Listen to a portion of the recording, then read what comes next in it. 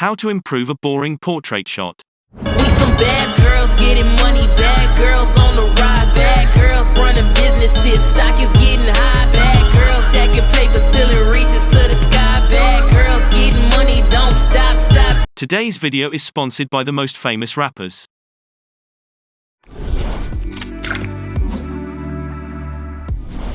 Open your clip in the Fusion page.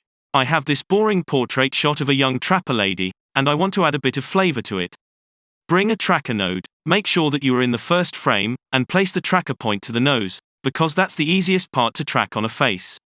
Hit the track forward button, and wait for the tracker to finish. Add a lens distortion node.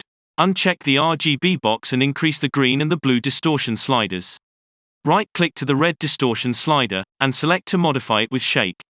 Go to the Modifiers tab, bring down the smoothness slider, and set the minimum to 0.7.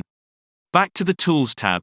Right-click to the position value, and select to connect it with the tracker path position. Although this effect is pretty simple, I believe it will be really useful in music video shots. If you liked this clip, subscribe to this channel. If you didn't, I will close down my channel.